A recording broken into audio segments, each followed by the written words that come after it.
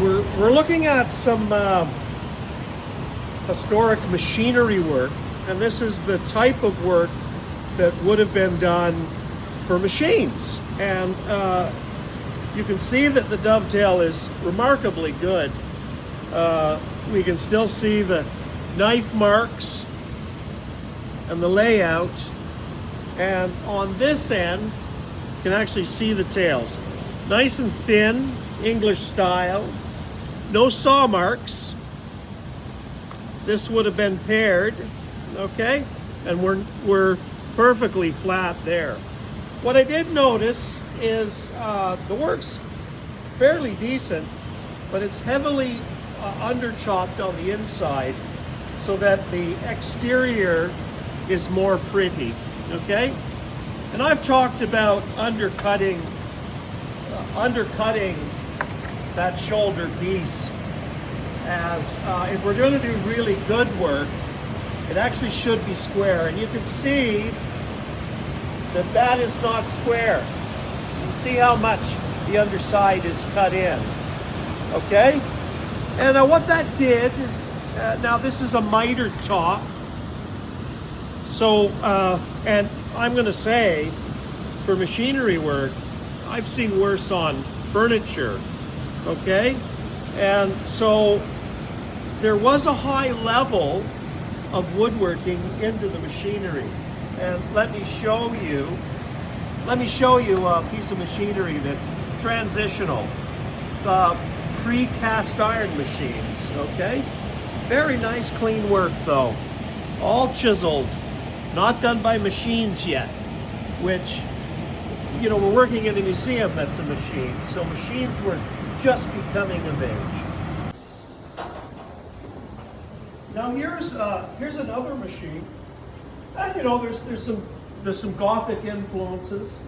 So we're talking these machines were the first pre-industrial. We have wooden bearings, but we have steel shafts, cast iron components, cast iron bolts, replacing still mortise and tenon, but held together and locked together, okay?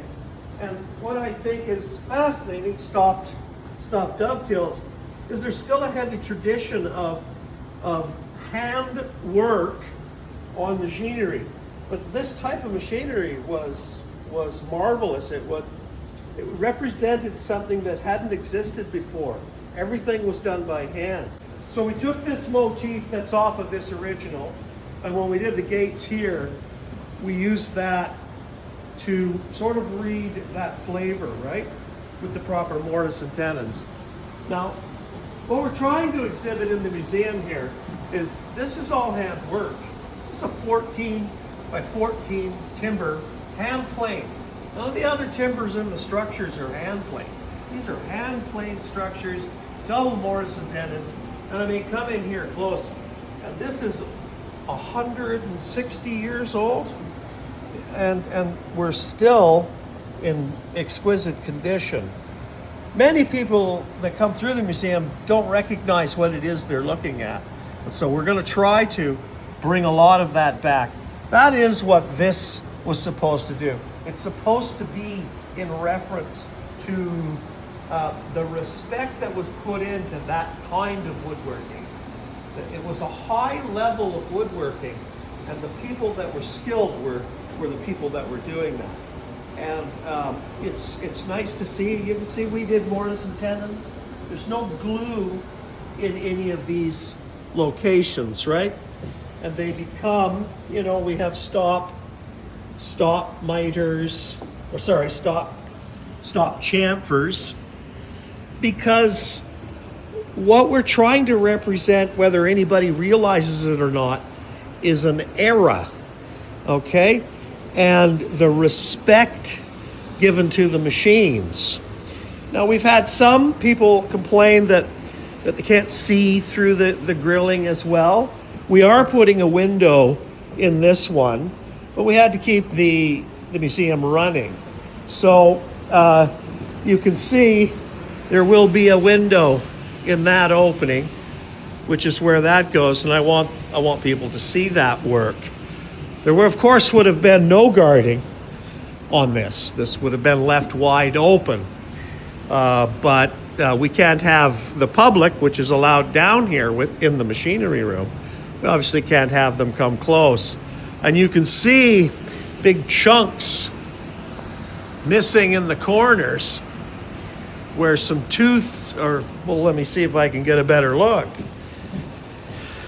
You can see where the teeth had, let me see if I can get in here. Teeth had fallen out and ripped the corners off the machinery, right? And so there's no governors, eh? There's no clutch, there's no switch to stop that. If that grabs a hold of you in operation, it'll just rip you apart slowly.